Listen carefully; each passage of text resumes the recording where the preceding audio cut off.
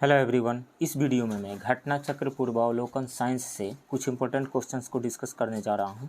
इस क्वेश्चंस के माध्यम से आप सबों को थ्योरेटिकल कंसेप्ट की क्लियरिटी तो मिलेगी ही, साथ ही ये सारे क्वेश्चंस आने वाले यूपीएससी, यूपीपीसीएस और बीपीएससी 69th पीटी एग्ज़ाम के लिए बहुत ही ज़्यादा महत्वपूर्ण है और उस एग्ज़ाम में आप सबको सफल बनाने में बहुत ही ज़्यादा मदद करेंगे। तो चलिए शुरू करते हैं। क्वेश्चन नंबर 1, 1 किलोवाट घंटा का मान होता है 1 किलोवाट आवर। जो इलेक्ट्रिक बिल जो पे किया जाता है वो यूनिट में पे किया जाता है। तो 1 यूनिट इलेक्ट्रिसिटी का क्या मतलब होता है? 1 किलोवाट आवर को 1 यूनिट बिजली बिल कहा जाता है इसको। और ये कितने जूल के इक्वल होगा? तो 1 किलोवाट है तो 1, इसको 1 वाट को किलोवाट में बदलने के लिए क्या करेंगे? यहाँ पे 1 किलोवाट है तो 1000 से मल्टीप्लाई करेंगे तो वाट में बदल जाएगा। और आवर यानी 1 आवर मीन्स 60 मिनट। 60 मिनट को सेकंड में बदलने के लिए 60 से मल्टीप्लाई करेंगे।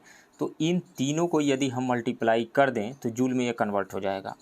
तो ये 6 और 6 36 इंटू 10⁻³ और 2 5 हो गया, इंटू 10⁻5। इसको ऐसे भी लिख सकते हैं 3.6 इंटू 10⁻6, ये जूल में आया।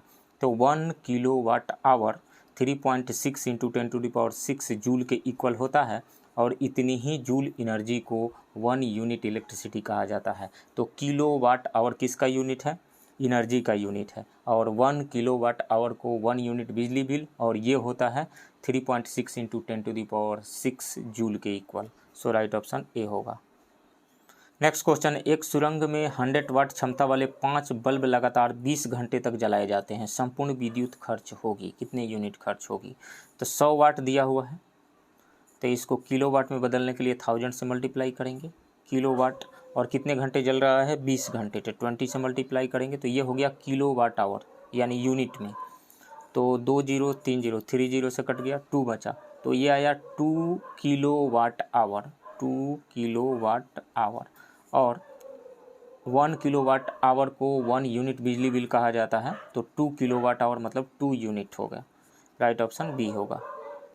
नेक्स्ट क्वेश्चन है, एक मकान में 2 बल्ब लगे हैं, उनमें से एक दूसरे से अधिक प्रकाश देता है। निम्न में से कौन सा कथन सही है? प्रकाश की दीप्ति रेजिस्टेंस पर निर्भर नहीं है। नहीं, रेजिस्टेंस पर निर्भर तो करती ही है, तो ये गलत है। 2 बल्बों में रेजिस्टेंस समान है। नहीं, प्रकाश अलग अलग दे रहे हैं तो समान रेजिस्टेंस नहीं हो सकता है, ये गलत है। अधिक प्रकाश वाले बल्ब में रेजिस्टेंस अधिक है। देखिए, पावर इज इक्वल टू होता है V²/R। V²/R मतलब पावर इन्वर्सली प्रोपोर्शनल है रेजिस्टेंस के। तो जो ज़्यादा लाइट, जो बल्ब ज़्यादा लाइट कर रहा है, ज़्यादा लाइट दे रहा है, इसका मतलब है उसका रेजिस्टेंस कम है। तो अधिक प्रकाश वाले बल्ब में रेजिस्टेंस अधिक है, ये गलत है। कम प्रकाश वाले बल्ब में रेजिस्टेंस अधिक है, बिल्कुल। जिस बल्ब का रेजिस्टेंस ज़्यादा होगा वो कम प्रकाश देगा।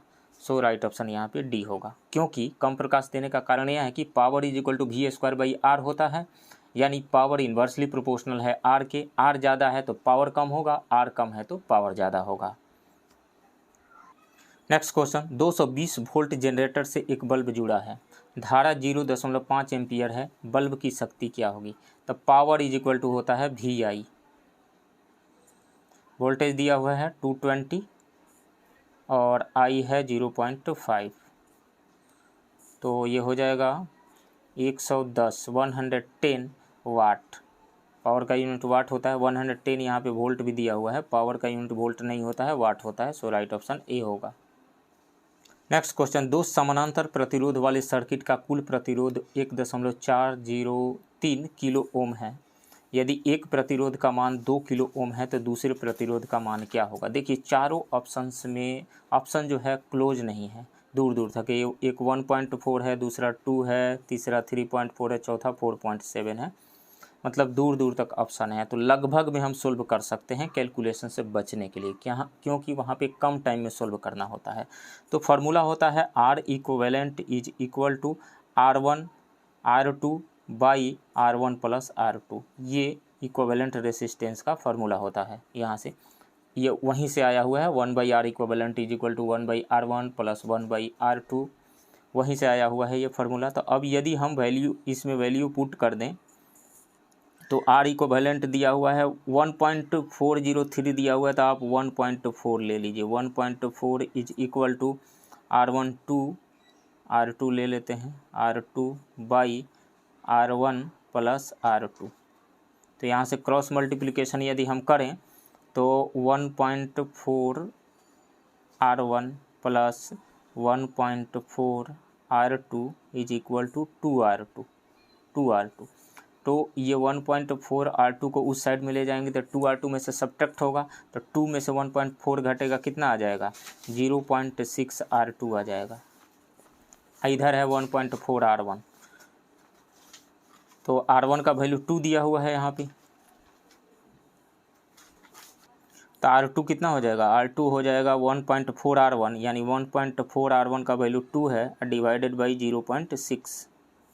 तो पॉइंट से पॉइंट ख़त्म हो गया, 2 से 6 कट गया 3 टाइम्स में, यानी 14/3 आ गया, 14/3 कितना हो जाएगा, 3 चौके 12, 3 चौके 12, 2 बचेगा, 3 छके 18, यानी 4.67 के आसपास में आएगा। तो हमने क्या किया था 1.403 को 1.4 लिया था, इसलिए आ रहा है 4.67। ये किसके क्लोज आ रहा है, ये 4.7 के क्लोज आ रहा है। सो राइट ऑप्शन यहाँ से डी होगा। नेक्स्ट क्वेश्चन, एक मकान में 2 बल्बों में से एक दूसरे से अधिक रोशनी देता है, यानी चमकदार है। इन दोनों में से किस बल्ब में उच्चतर अवरोधक है। तो पावर इज इक्वल टू होता है V²/R, यानी पावर इन्वर्सली प्रोपोर्शनल है रेसिस्टेंस के। तो जो ज़्यादा रोशनी देगा उसमें रेसिस्टेंस कम होगा, जो कम रोशनी देगा उसमें रेसिस्टेंस ज़्यादा होगा। तो इसमें से मंद रोशनी वाले बल्ब में उच्चतर प्रतिरोध होगा, बिल्कुल ए ऑप्शन सही होगा। अधिक रोशनी वाले बल्ब में उच्चतर प्रतिरोध नहीं होगा। दोनों बल्बों में अवरोधक समतुल्य है, ये भी गलत है।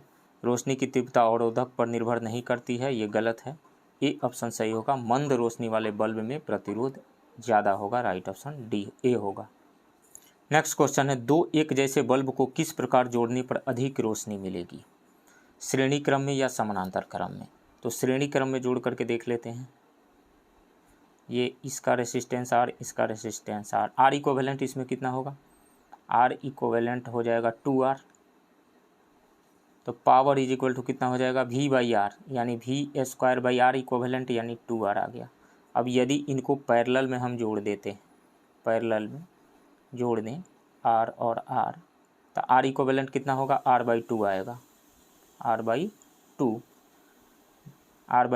1/R equivalent is equal to 1/R1 plus 1/R2, यानी 1/R प्लस 1/R, यानी 2/R। तो इसको उलट देंगे, R इक्विवेलेंट निकालने के लिए R/2 आएगा। तो मतलब जो समानांतर क्रम में जुड़े हुए हैं इक्वल रेसिस्टेंस, उनका इक्विवेलेंट रेसिस्टेंस आ गया R/2। अब पावर इज इक्वल टू कितना हो जाएगा, V²/R इक्विवेलेंट, यानी R/2। तो ये हो गया 2V²/R। तो क्लियरली ये जो पैरेलल में जो जुड़ा हुआ है इसमें पावर ज़्यादा आ रहा है, क्योंकि 2V²/R आ रहा है और यहाँ पे V²/R/2 आ रहा है, यानी श्रेणी क्रम में जो जुड़ा हुआ है सीरीज में उसका पावर कम आ रहा है और पैरेलल वाले में पावर ज़्यादा आ रहा है। तो जिसमें पावर ज़्यादा होगा उसमें रोशनी अधिक मिलेगी। तो दोनों बल्ब को यदि समानांतर क्रम में जोड़ दिया जाए तो उनमें अधिक रोशनी मिलेगी उनसे। सो राइट ऑप्शन यहाँ से सिर्फ 2 सही है, तो 2 में अधिक होगी, राइट ऑप्शन बी होगा। नेक्स्ट क्वेश्चन, विद्युत चुंबकीय प्रेरण पर आधारित युक्ति है। तो सबसे पहले हम ये जानते हैं कि विद्युत चुंबकीय प्रेरण यानी इलेक्ट्रोमैग्नेटिक इंडक्शन क्या होता है। तो कहीं पर भी जब मैग्नेटिक फ्लक्स चेंज होता है तो वहाँ पे एक EMF इंड्यूस होता है। ये है Faraday law of electromagnetic induction. Example के साथ हम समझते हैं, जैसे मान लीजिए कि यह एक कॉइल है और इसके तरफ यदि हम मैग्नेट लेकर के आ रहे हैं, मैग्नेट का नॉर्थ पोल और ये साउथ पोल है, यानी मैग्नेट के नॉर्थ पोल को इस कॉइल की तरफ लेकर के आ रहे हैं, तो जैसे जैसे ये आएगा मैग्नेट इसके पास आएगा, इससे निकलने वाली मैग्नेटिक फील्ड लाइंस ज़्यादा मैग्नेटिक फील्ड लाइंस कट करना शुरू करेंगी। जैसे जैसे ये कॉइल की तरफ अप्रोच करेगा, number of magnetic field lines जो इस कॉइल से पास कर रही हैं वो इंक्रीज होती चली जाएंगी। मतलब यहाँ पे मैग्नेटिक फील्ड का वैल्यू चेंज होने लगेगा, इंक्रीज होने लगेगा। मैग्नेटिक फील्ड का वैल्यू चेंज होने की वजह से इस कॉइल से एसोसिएटेड मैग्नेटिक फ्लक्स का वैल्यू भी चेंज होगा, और मैग्नेटिक फ्लक्स का वैल्यू चेंज होने की वजह से इस कॉइल में एक ईएमएफ इंड्यूस हो जाएगा, और यही है Faraday law of electromagnetic induction. इसके अलावा लेंज लॉ ये बात कहता है कि जिसकी वजह से इसमें ईएमएफ इंड्यूस हुआ है, यानी इंड्यूस करंट फ्लो कर रहा है, तो इसमें फ्लो होने वाले करंट का डायरेक्शन इस तरह से होगा कि ये जिसकी वजह से उत्पन्न हुआ है, यानी नॉर्थ पोल के इसकी तरफ आने की वजह से ये करंट उत्पन्न हुआ है, उस नॉर्थ पोल का अपोज करना शुरू कर देगा। तो नॉर्थ पोल का अपोज तब शुरू करेगा जब इस कॉइल में भी इस राइट साइड में नॉर्थ पोल बन जाए। तो राइट साइड में नॉर्थ पोल बनने के लिए इसमें एंटी क्लॉकवाइज करंट का फ्लो होना ज़रूरी है। तो इसलिए इसमें एंटी क्लॉकवाइज करंट फ्लो करना शुरू हो जाएगा, जिसकी वजह से राइट में नॉर्थ पोल बन जाएगा और नॉर्थ पोल का अपोज होने लगेगा। ऐसा इसलिए क्योंकि एनर्जी को कंजर्व कराने के लिए होता है, यानी लेंज लॉ जो है कंजर्वेशन ऑफ एनर्जी के प्रिंसिपल पे बेस्ड है। तो मतलब मैग्नेटिक फ्लक्स चेंज हो रहा है और उसकी वजह से ईएमएफ इंड्यूस हो रहा है, यानी एक करंट इंड्यूस हो रहा है, किसमें? इलेक्ट्रोमैग्नेटिक इंडक्शन में। तो इलेक्ट्रोमैग्नेटिक इंडक्शन के प्रिंसिपल पर हम देखें तो डायनेमो वर्क करता है। डायनेमो यानी इलेक्ट्रिक जनरेटर में मैकेनिकल एनर्जी इन्वेस्ट किया जाता है और वहाँ से इलेक्ट्रिकल एनर्जी में वो मैकेनिकल एनर्जी कन्वर्ट हो जाता है। तो सही ऑप्शन यहाँ से सी होगा।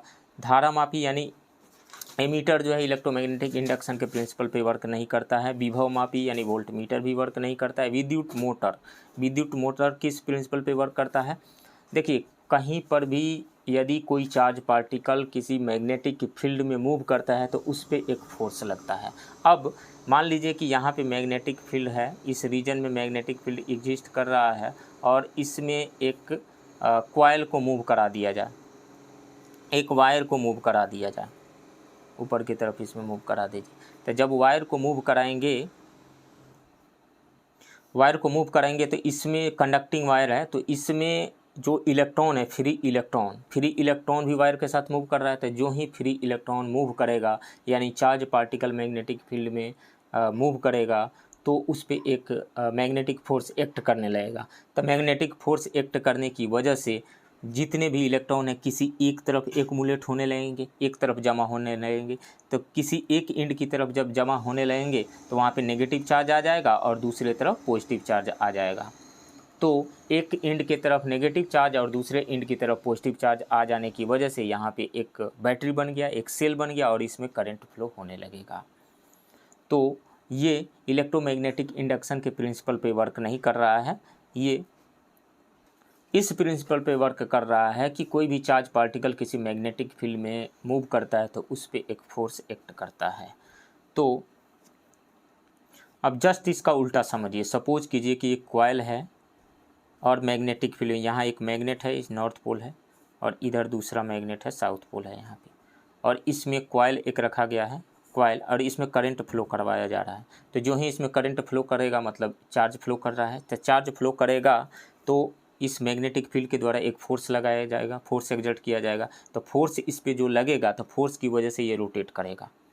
इसको थोड़ा एंगल पे रख करके थोड़ा सा एक बार रोटेट करवा देंगे तो ये कंटिन्यूसली रोटेट करना शुरू कर देगा। तो ये जो इलेक्ट्रिक मोटर होता है जैसे फ़ैन है उसमें यही हो रहा है, एक वायर में इलेक्ट्रिक करंट फ्लो करवाया जा रहा है, मैग्नेट के बीच में रखे हुए एक कॉइल में इलेक्ट्रिक करंट फ्लो करवाया जा रहा है। इलेक्ट्रिक करंट फ्लो करने की वजह से उस पर एक फोर्स लग रहा है, फोर्स की वजह से उस पर एक टॉर्क लग रहा है और टॉर्क के लगने की वजह से वो रोटेट कर रहा है और फैन चल रहा है, यानी इलेक्ट्रिक मोटर काम कर रहा है इस पर। तो ये इलेक्ट्रोमैग्नेटिक इंडक्शन के प्रिंसिपल पे वर्क नहीं कर रहा है। सो राइट ऑप्शन यहाँ पे सी होगा, ओनली डायनेमो होगा। नेक्स्ट क्वेश्चन, डायनेमो का कार्य है। तो डायनेमो इलेक्ट्रोमैग्नेटिक इंडक्शन के प्रिंसिपल पे वर्क करता है, यानी यह एक इलेक्ट्रिक जनरेटर है। तो इलेक्ट्रिक जनरेटर में क्या किया जाता है, या तो कॉइल को मैग्नेट के चारों तरफ घुमाया जाता है या एक मैग्नेट को कॉइल के चारों तरफ घुमाया जाता है। ऐसा करने से मतलब एक कॉइल और एक मैग्नेट के बीच में जब रिलेटिव मोशन दे दिया जाता है तो उस कॉइल से एसोसिएटेड मैग्नेटिक फ्लक्स चेंज होने लगता है और मैग्नेटिक फ्लक्स चेंज होने की वजह से उसमें एक ईएमएफ इंड्यूस हो जाता है, यानी एक करंट इंड्यूस हो जाता है, उसमें करंट फ्लो होने लगता है। तो करंट फ्लो होने का कारण क्या है, रिलेटिव मोशन, यानी उसमें मैकेनिकल एनर्जी दिया जाना। मतलब मैग्नेट को कॉइल के चारों तरफ घुमाएंगे या कॉइल को मैग्नेट के चारों तरफ घुमाएंगे, तो उसमें मैकेनिकल एनर्जी इन्वेस्ट किया जा रहा है और बदल किस में रहा है, इलेक्ट्रिकल एनर्जी में। तो वो यांत्रिक ऊर्जा को विद्युत ऊर्जा में बदलता है, राइट ऑप्शन सी होगा। विद्युत मोटर में ऊष्मा को विद्युत ऊर्जा में बदला जाता है, नहीं। विद्युत ऊर्जा को ऊष्मा में बदला जाता है, बिल्कुल नहीं। विद्युत ऊर्जा को यांत्रिक ऊर्जा में बदला जाता है, बिल्कुल। जैसे ये मैग्नेट है, ये मान लीजिए कि नॉर्थ पोल है और ये साउथ पोल है, इसमें एक कॉइल रखा गया है, और यूँ ही इसमें इलेक्ट्रिक करंट फ्लो करवाया जाएगा। इसमें इलेक्ट्रिक करंट आप फ्लो करवा दीजिए, इसमें इलेक्ट्रिक करंट फ्लो करवाया जाएगा। इस पर एक फोर्स लगेगा, फोर्स लगने की वजह से इस पर टॉर्क लगेगा। थोड़ा सा तिरछा जब कर देंगे तो उस पर टॉर्क लगना शुरू हो जाएगा। टॉर्क लगने की वजह से ये रोटेट करेगा, इस एक्सिस के अबाउट रोटेट करना शुरू कर देगा। और यही होता है इलेक्ट्रिक मोटर में, यानी इलेक्ट्रिक मोटर में इलेक्ट्रिसिटी पास करवाया जाता है, यानी इलेक्ट्रिकल एनर्जी उसमें भेजी जाती है, इन्वेस्ट की जाती है, और वो रोटेट करता है, मतलब मैकेनिकल एनर्जी में कन्वर्ट करता है एनर्जी को। तो विद्युत ऊर्जा को यांत्रिक ऊर्जा में बदला जाता है, किसमें, इलेक्ट्रिक मोटर में, राइट ऑप्शन सी होगा। नेक्स्ट क्वेश्चन, कम वोल्टेज पर कार्य करने पर विद्युत मोटर प्रायः जल जाते हैं क्योंकि वे अधिक विद्युत ऊर्जा खींचते हैं जो वोल्टेज के प्रतिलोमानुपाती होती है। सेकेंड ऑप्शन है, वे अधिक विद्युत धारा खींचते हैं जो वोल्टेज के वर्गमूल के प्रतिलोमानुपाती होती है। वे V² के समानुपाती ऊष्मा खींचते हैं। कम वोल्टेज विद्युतीय विसर्जन प्रारंभ कर देता है। ये सभी गलत हैं। Power is equal to P is equal to होता है VI। तो जब वोल्टेज कम है तो करंट ज़्यादा लेना पड़ेगा, क्योंकि पावर तो उसी पावर पे वो वर्क करेगा। तो वोल्टेज यदि कम आ रहा है तो करंट ज़्यादा लेगा, करंट ज़्यादा लेने की वजह से वो जल जाता है। तो ए ऑप्शन इसमें से सही होगा। जैसा कि ए ऑप्शन में दिया गया है, वे अधिक विद्युत धारा खींचते हैं जो वोल्टेज के प्रतिलोमानुपाती होता है, P is equal to VI, यानी वोल्टेज और करंट इन्वर्सली प्रोपोर्शनल है एक दूसरे के, इस केस में जब पावर सेम हो तो। सो राइट ऑप्शन ए होगा। फैराडे स्थिरांक है, तो फैराडे स्थिरांक 1 मोल इलेक्ट्रॉन पे जितना चार्ज होता है उसको फैराडे कांस्टेंट कहा जाता है। तो 1 मोल इलेक्ट्रॉन का मतलब क्या हुआ, एवोगैड्रोज नंबर के इक्वल नंबर ऑफ इलेक्ट्रॉन्स। तो एवोगैड्रोज नंबर होता है 6.1 इलेक्ट्रॉन पे चार्ज होता है 1.6 × 10⁻⁻19 कूलम, और 1 मोल इलेक्ट्रॉन होंगे एवोगैड्रोज नंबर यानी 6.023 × 10⁻23। इतने इलेक्ट्रॉन को 1 मोल इलेक्ट्रॉन कहा जाएगा। और एक इलेक्ट्रॉन पे 1.6 × 10⁻⁻19 कूलम चार्ज होता है। तो इतने 1 मोल इलेक्ट्रॉन पे इतना चार्ज होगा। जब इसको हम मल्टीप्लाई कर देते हैं तो आ जाता है 96500 के आसपास में, 96487 आता है। 96487 लगभग हम मान सकते हैं 500, 96500 कूलम पर मोल। तो ये क्या है, एक कांस्टेंट है। इलेक्ट्रोलाइट की मात्रा पर निर्भर करता है, ये गलत है। इलेक्ट्रोलाइट में पारित विद्युत धारा पर निर्भर करता है, गलत है। विलायक के आयतन पर निर्भर करता है जिसमें इलेक्ट्रोलाइट घोला गया है। देखिए 1 मोल इलेक्ट्रॉन पे चार्ज जो होगा वो हमेशा कांस्टेंट रहेगा, इलेक्ट्रोलाइट पे निर्भर नहीं करेगा। इलेक्ट्रोलाइट में पारित विद्युत धारा पर निर्भर नहीं करेगा, विलायक के आयतन पर निर्भर नहीं करेगा। ये तो एक सार्वभौमिक यूनिवर्सल कांस्टेंट है। सो राइट ऑप्शन यहाँ पे डी होगा। Next question, motor car battery के संबंध में निम्नलिखित कथनों पर विचार कीजिए। वोल्टता सामान्यतः 12 वोल्ट होती है। बिल्कुल, मोटर कार की जो बैटरी होती है उसका पोटेंशियल, उसमें पोटेंशियल डिफरेंस जो होता है, वोल्टेज जो होता है 12 वोल्ट होता है। ये सही है। प्रयुक्त विद्युत अपघट्ट हाइड्रोक्लोरिक अम्ल होता है, हाइड्रोक्लोरिक अम्ल नहीं होता है। कार के बैटरी में इलेक्ट्रोलाइट यूज होता है H2SO4 सल्फ्यूरिक अम्ल, हाइड्रोक्लोरिक अम्ल नहीं होता है। ये गलत है, 2 गलत है। इलेक्ट्रोड शीशा और ताम्र होते हैं, ताम्र नहीं होता है। इसमें इलेक्ट्रोड्स जो होते हैं लेड होता है और लेड का ऑक्साइड होता है, यानी एनोड लेड होता है और कैथोड लेड ऑक्साइड होता है। तो ये गलत है, ताम्र नहीं होते हैं। धारिता को एम्पियर घंटा में व्यक्त करते हैं। इसमें धारिता यानी इसके कैपेसिटी को एम्पियर आवर में व्यक्त किया जाता है। तो ये सही है। तो इसमें से 1 और 4 सही है, 2 और 3 गलत है। तो 1 और 4 राइट ऑप्शन डी होगा। Next question, nickel cadmium battery का प्रयोग होता है। तो निकिल कैडमियम बैटरी एक रिचार्जेबल बैटरी है जिसमें इलेक्ट्रोड्स निकिल ऑक्साइड और कैडमियम के होते हैं। यानी इसमें इलेक्ट्रोड्स का जिस इलेक्ट्रोड का जो यूज किया जाता है वो निकल ऑक्साइड होता है और कैडमियम होता है। और इसमें इलेक्ट्रोलाइट्स पोटेशियम हाइड्रोक्साइड होता है, यानी पोटेशियम हाइड्रोक्साइड को इसमें इलेक्ट्रोलाइट के रूप में यूज किया जाता है। और इसका यूज कैलकुलेटर में होता है, कार्डलेस इलेक्ट्रॉनिक उपकरण में होता है और ट्रांजिस्टर में भी होता है, इन तीनों में होता है। सो राइट ऑप्शन डी होगा। नेक्स्ट क्वेश्चन, निम्न में से कौन सी धातु रोशनी के बल्बों में फिलामेंट के रूप में प्रयोग होती है? तो बल्ब में फिलामेंट के रूप में टंगस्टन का यूज किया जाता है, क्योंकि इसका मेल्टिंग पॉइंट बहुत ही हाई होता है, मोर देन 3300 डिग्री सेल्सियस इसका मेल्टिंग पॉइंट होता है। तो ये लंबे समय तक चलता है, मेल्टिंग पॉइंट ज़्यादा होने की वजह से ये टूटता नहीं है। सो राइट ऑप्शन डी होगा। नेक्स्ट क्वेश्चन, निम्नलिखित कथनों पर विचार कीजिए। एक साधारण बिजली के बल्ब का अपेक्षाकृत अल्प जीवन होता है क्योंकि फिलामेंट का तार एक समान नहीं होता है। ये सही है, फिलामेंट का तार जो है वो एक समान नहीं होता है।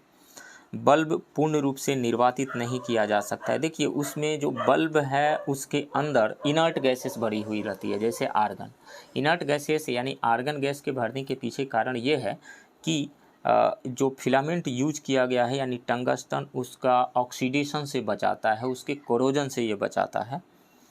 हाँ, एक बात और है कि बल्ब को के अंदर कंप्लीट निर्वात क्रिएट नहीं किया जा सकता है, ये भी एक कारण है। उसमें ऑक्सीजन और गैसेस आ जाने की वजह से कोरोजन उसका हो सकता है, कोरोजन हो जाता है, इस कारण से वो टूट जाता है, लंबे समय तक नहीं चलता है। तो ये भी एक कारण हो सकता है, बल्ब पूर्ण रूप से निर्वातित नहीं किया जा सकता, ये सही है। फिलामेंट के सहायक तार उच्च ताप पर पिघल जाता है। बिल्कुल, जो फिलामेंट यूज किया गया है उसमें तो टंगस्टन है, टंगस्टन का मोर देन 3300 डिग्री सेल्सियस है मेल्टिंग पॉइंट। लेकिन टंगस्टन जिससे जुड़ा हुआ है, टंगस्टन के जो वायर जिस पे कनेक्ट किए गए हैं, जिस पे रखे गए हैं, बल्ब के अंदर जोड़े गए हैं, उसका मेल्टिंग पॉइंट कम होता है। तो टंगस्टन का टेम्परेचर ज़्यादा होने की वजह से हीट ट्रांसफ़र हो करके जिससे वो जुड़ा हुआ है उसके पास भी चला जाता है और वो मेल्ट कर जाता है, पिघल जाता है। तो इस कारण से भी ये टूट जाता है, बल्ब काम करना बंद कर देता है। तो तीनों ही सही है, 1 2 3 राइट ऑप्शन डी होगा। नीचे कथन ए तथा कारण आर दिए गए हैं, अध्ययन करके सही उत्तर नीचे दिए गए कूटों से चुनिए। तड़ित चालक इमारतों को नष्ट होने से बचाते हैं। बिल्कुल, तड़ित चालक जो वायर लगाया गया है उसमें यदि किसी तरीक़ा से बिजली गिरती है तो उसमें जो एक्स्ट्रा चार्ज है, लाखों वोल्ट में वो बिजली होती है, उसकी वोल्टता होती है, उसका वोल्टेज होता है लाखों में, और जो वो चार्ज है वो चार्ज उस वायर के थ्रू अर्थ के अंदर चले जाते हैं। तो इस कारण से वो बिल्डिंग को नष्ट होने से बचाता है, आग लगने से बचाता है, उसको गिरने से बचाता है तड़ित चालक। तो ये सही है।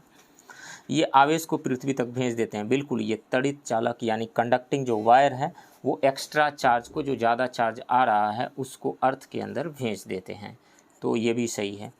तो एसर्शन और रीजन दोनों ही सही है, और रीजन एसर्शन को कम्प्लीटली एक्सप्लेन भी कर रहा है। सो राइट ऑप्शन ए होगा। नेक्स्ट क्वेश्चन, आपस में जुड़ी दो आवेशित वस्तुओं के बीच विद्युत धारा नहीं प्रवाहित होती है यदि वे हों। तो देखिए कहीं पर भी इलेक्ट्रिक करंट का फ्लो हो रहा है तभी हो रहा है जब पोटेंशियल डिफरेंस है। दो पॉइंट्स के बीच में चार्ज का फ्लो, चार्ज का मूवमेंट तभी होगा, यानी इलेक्ट्रिक करंट तभी फ्लो करके ए से बी तक जाएगा जब इन दोनों के बीच में पोटेंशियल डिफरेंस हो, यानी वोल्टेज हो, पोटेंशियल डिफरेंस हो। तो पोटेंशियल डिफरेंस यदि समान हो जाएगा तो ए से बी तक करंट फ्लो नहीं होगा।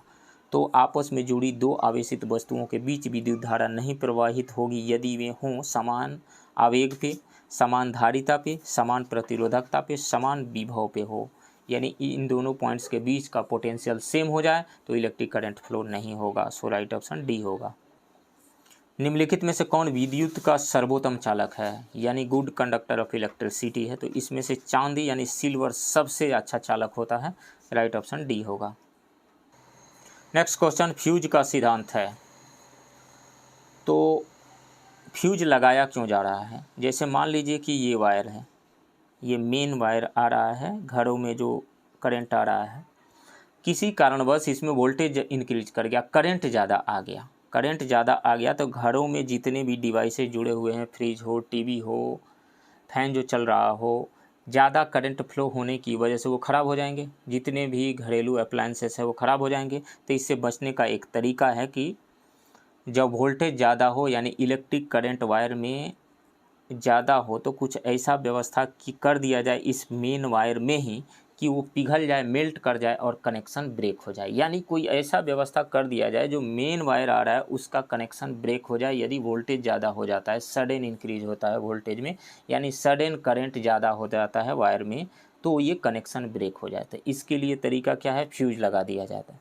फ्यूज लगा दिया जाएगा, यहाँ पे एक पतला सा वायर हम जोड़ देंगे, यहाँ इन दोनों पॉइंट्स के बीच में पतला सा वायर जोड़ देंगे। ये वायर की प्रॉपर्टी ऐसी होगी कि इसका गलनांक यानी मेल्टिंग पॉइंट कम होगा, मेल्टिंग पॉइंट कम होगा। और मेल्ट तब कब करेगा, जब इसको गर्म किया जाएगा। तो गर्म कैसे होगा, जब इसमें करंट फ्लो होगा। तो heating effect of current, heating effect of current एक टॉपिक होता है फिजिक्स में। तो हीटिंग इफेक्ट ऑफ करंट की वजह से जो हीट जनरेट होता है किसी भी कंडक्टिंग वायर में, वो होता है I²RT। तो चूँकि इसमें रेसिस्टेंस है, रेसिस्टेंस की वजह से इसमें हीट जनरेट होता है, टेम्परेचर इंक्रीज करता है। और चूँकि इसका मेल्टिंग पॉइंट कम है तो ये क्या करता है, मेल्ट कर जाता है, पिघल जाता है। पिघल जाएगा तो ये कनेक्शन ब्रेक हो जाएगा, यहाँ पे जो कनेक्शन था ये टूट जाएगा, कनेक्शन ब्रेक हो जाएगा। कनेक्शन ब्रेक हो जाएगा तो आगे करंट जाएगी ही नहीं, या घरों में लगे हुए जितने भी अप्लायंसेस हैं वो बच जाएंगे। तो जो फ्यूज है किस सिद्धांत पे काज कर रहा है, heating effect of electric current के सिद्धांत पे। यानी इसमें करंट फ्लो हो रहा है, करंट फ्लो होने की वजह से उसमें रेसिस्टेंस है, रेसिस्टेंस की वजह से वहाँ पे हीट जनरेट हो रहा है, और हीट जनरेट होने की वजह से टेम्परेचर इंक्रीज करता है। और टेम्परेचर जब उतना मेल्टिंग पॉइंट के इक्वल पहुँच जाता है तो वायर मेल्ट कर जाता है और कनेक्शन ब्रेक हो जाता है। तो विद्युत का रासायनिक प्रभाव यानी heating effect of electric current, right option A होगा, heating effect of electric current.